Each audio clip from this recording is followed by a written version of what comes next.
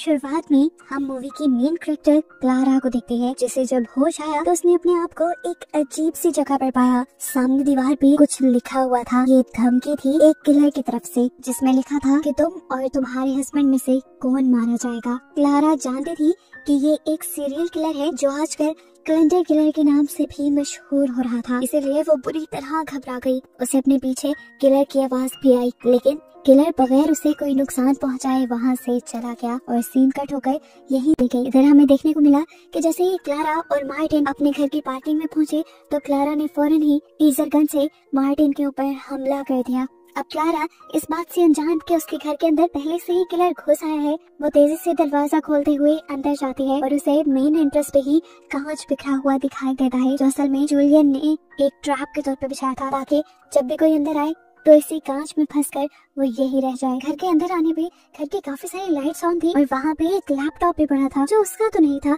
उसे समझ नहीं आई कि क्या हो रहा है। तेजी से वो अपनी बेटी को देखने के लिए उसके रूम की तरफ गई तो अंदर जूलियन बैठा था। उसकी बेटी के बिल्कुल पास उसकी आवाज सुनकर क्लारा समझ गई कि ये वही जूलियन है जिससे वो बात कर रही थी। अब क्लारा इतनी भी बेवकूफ नहीं थी कि वो समझ ना पाए कि जूलियन ही किलर है। वो खौफ से डर गई और उसने जूलियन से कहा, प्लीज मेरी बेटी को कुछ मत करना। जूलियन उससे कहता है, बेफिक्र रहो, मैं उससे कुछ नहीं करूंगा। मैंने तो तुम्हारे आने से पहले ही यहाँ पर सारा ट्रैप बिछा दिया था। मैं यहाँ तुम्हारी जान लेने नहीं आया, मैं तो तुम्हारी यहाँ पर मदद करने के लिए आया हूँ, ताकि तुम अपने हस्बैंड की जान ले लो और अपने आप को आजाद करवा लो। यहाँ दिखाया जाता है कि टीजर करके हमले के बाद अब मार्टिन दोबारा ठीक तरह होश में आया था। उसने अपनी पास पड़ी चीज से अपनी गाड़ी का कांच तोड़ा और गाड़ी अनलॉक करते हुए बाहर निकल आया। जैसे ही वो घर के अंदर गया तो उसे जूलियन नजर आ गया। वो जूलियन पे हमला करने ही वाला था कि उससे पहले ही जूलियन ने उसके ऊपर हमला कर दिया और सीन कट होकर अब दोबारा हमें जूलियन के डैड को दिखाया गया, जो इसी घर के आसपास घूम रहे थे। उन्होंने यहाँ पर जब क्लारा की बेटी के बेबी सिटर की लाश देखी तो वो समझ गए कि जरूर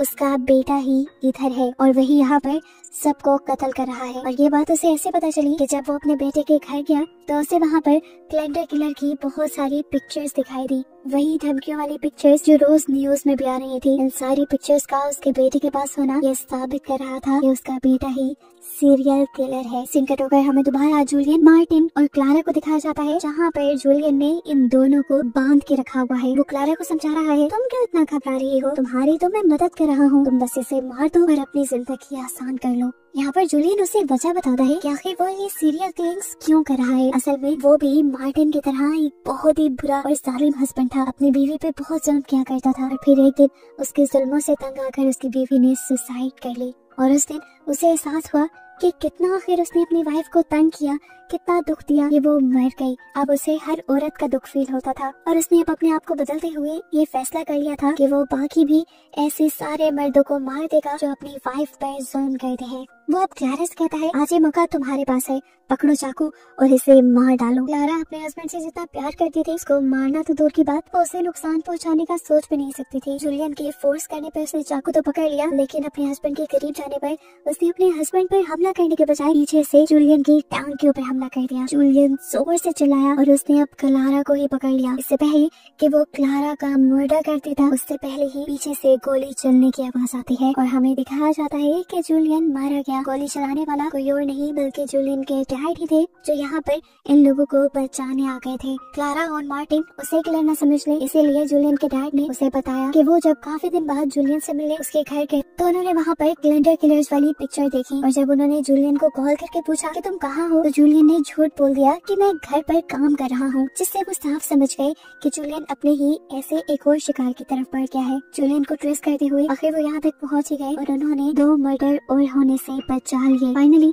अब इनकी जान बच चुकी थी। क्लारा ने जाकर सबसे पहले अपनी बेटी को गले लगाया, जो बिल्कुल सेफ थी। सीन कट हो गए, अब हमें कुछ दिनों बाद का सीन दिखाया जाता है। हमें पता चलता है कि मार्टिन यानी क्लारा का हस्बैंड एक बहुत बड़ी पोस्ट पे है, वो एक पॉलिटिशियन है, सभी उसे अच्छा समझकर वोट करते हैं। जब वो प्रेस कॉन्फ्रेंस कर रहा था अभी मौका पाकर क्लारा ने वहाँ पर एक ऑडियो चला दी। इस ऑडियो में साफ पता चल रहा था कि मार्टिन अपनी वाइफ को मारता भी था और उससे अब्यूज भी करता था। ये देखते ही उसका असली चेहरा सबके सामने आ गया और एक दिन में ही उसका सारा करियर तबाह हो गया। फाइनली क्लारा ने भी हिम्मत करके उससे अपना बदला ले ही लिया था। क्लारा की जो लॉयर दोस्त थी वो अब उसका केस लड़ रही थी, जिसमें वो मार्टिन से डाइवोर्स और साथ ही साथ उससे अपनी सारी लीगल नीड्स की डिमांड करती है। आखिर क्लारा ये केस जीत भी गई और ऐसे फाइनली उसकी इस टॉक्सिक हस्बैंड से जान छूट गई। मूवी के एंड पे दिखाया गया कि क्लारा अपनी बेटी के साथ एक हैप्पी लाइफ गुजारती है और यही दिखाते हुए ये कहानी यहाँ खत्म हो जाती है।